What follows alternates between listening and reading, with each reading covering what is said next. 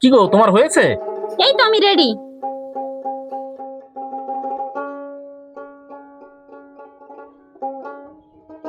বলছি, হ্যাঁ বাইরে থেকে যে মেয়ে শিল্পীটা আসছে না, হ্যাঁ। ও আগে গান করবে না আমি আগে গান করব? আরে গিন্নি, তোমাকে দিয়ে আগে গান করানো যাবে না। তুমি হচ্ছে আমার দলের আকর্ষণীয় শিল্পী, তুমি আমার বউ। হুম। ওকে দিয়ে যদি আগে গান করাও তাহলে আমার গান কি কেউ শুনবে? শুনবে না। তুমি একটা কাজ করবে, আমি যখন গান করব আমার গানের সময় ভালো করে বাজাবে, আর ওই মেয়েটা যখন গান করবে ওর সময় কখনো ভালো বাজাবে না। আর মিউজিশিয়ানদেরও বলে দেবে ওর গানের সময় যেন ভালো বাজায় না, ঠিক আছে? আরে গিন্নি, তুমি চিন্তা করো না, আমি তো আছি। আরে তোমার বলতে হবে না। কেউ কি চায় নিজের বউ নিচে নামুক আর অন্য শিল্পী বড় হয়ে উঠুক? কখনো না। বলছি, হ্যাঁ? ওকে দিয়ে 3 থেকে 4টে গান করাবে, তারপরে ওকে নামিয়ে দেবে, তারপরে আমি উঠবো। আরে গিন্নি, মঞ্চটা তো তোমার মঞ্চ, বুঝতে পেরেছো? 3 থেকে 4 ঘন্টা তুমি চালিয়ে দেবে। ও বাইরের শিল্পী, ওকে আমরা দেবো কেন? আমার স্টেজে এসে ও টাকা কামিয়ে নিয়ে হ্যাঁ যাবে। হ্যাঁ, ওইটাই। একটা কথা শোনো, কি? আমার চাইতে কখনো ভালো শিল্পী আনবে না। আরে পাগল নাকি তুমি? হ্যাঁ, তোমার চাইতে ভালো শিল্পী আমি আনতে পারি? আগের দিন যে মেয়ে শিল্পীটা এসেছিল, ওর গানের সময় কি বাজিয়েছো, মনে হয় ওর প্রোগ্রামে এসেছি। আমি সব ড্রিম রুম থেকে দেখছি। আমি তোমার বউ, তুমি আমার গানে ভালো বাজাবে, তা না বাজে ওই মেয়েটার গানে ভালো বাজাচ্ছ। আরে গিন্নি, তুমি রাগ করো না, সেদিন একটু বেশি খাওয়া হয়ে গেছিল, বুঝতে পারিনি। একটু কম করে খেতে পারো না? তোমার জ্ঞান হুঁশই থাকে না, কার সময় কি বাজাচ্ছ সেটা দেখছোই না। আচ্ছা, চলেছো।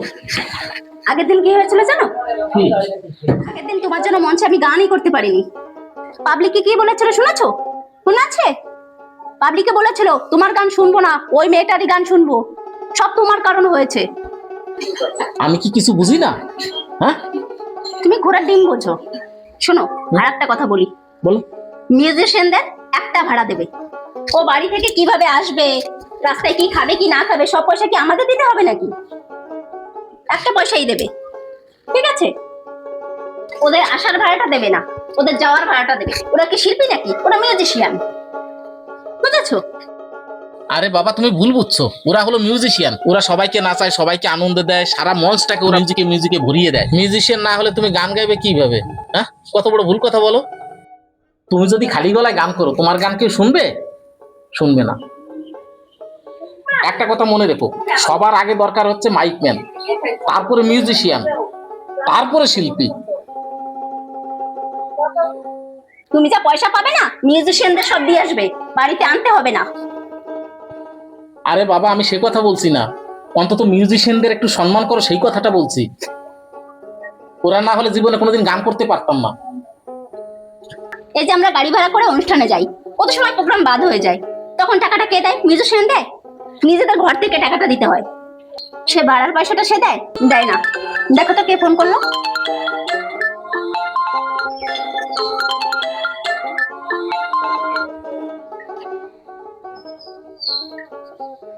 দোতারা ম্যান। আচ্ছা, হ্যাঁ বল। তোর এই কাজগুলো আমার ভালো লাগে না, বুঝতে পেরেছিস তো? আজকেই অনুষ্ঠান, আর আজকেই বলছিস যে আমি আসতে পারবো না।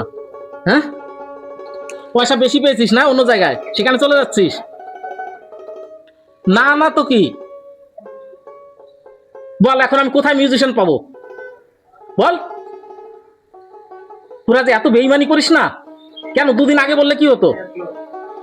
তাহলে আমি অন্য একটা লোক খুঁজে নিতাম। হ্যাঁ হ্যাঁ, ভুল হলে তো ক্ষমা করে দেবো। কিসের ক্ষমা? তোর কোনো ক্ষমাই নেই। দোতারা ম্যান আসতে পারবে না। তাহলে আমি গান করবো কিভাবে এখন? গান করবে কি ভাবে? খালি গলায় গান করবে, কি হয়েছে তাতে? খালি গলে গান হয়? কেন, তুমি তো বললে যে মিউজিশিয়ানদের কোনো দামই নেই। এখন মিউজিশিয়ান খুঁজছো কেন? খালি গলায় গান করবে আজকে, চলো। বলো তো আমি এখন কিভাবে গান করব? তুমি একটা কাজ করো, প্রহল মাস্টার ফাঁকা আছে নাকি দেখো তো, একটু ফোন করে দেখো। যাক, বেঈমানদের দলে নিয়েছি। যাক, বেঈমান কোথাকার। হ্যাঁ দাদা, বলছি আপনি ফাঁকা আছেন আজকে? একটা গান ছিল, দোতারাটা নিয়ে চলে আসেন। হ্যাঁ, মোড়ে দাঁড়ালে হবে, ওখানে আমাদের গাড়ি দাঁড়িয়ে থাকবে। পেয়েছি। বুঝছো? হ্যাঁ ঠিক রোলদা আছে। ফাঁকা আছে, আচ্ছা, আসেন দাদা। ওকে, যাক, চিন্তাটা মুক্ত হলো। তাহলে চলো। চলো আর দেরি করে লাভ নেই। ঠিক আছে। দেখেছো তো মিউজিশিয়ান কিরকম দরকার আমাদের। আমার ভুল হয়ে গেছে, ওনাদেরকে সম্মান করতে হবে। হ্যাঁ এইটা খেয়াল রাখতে হবে। চলো।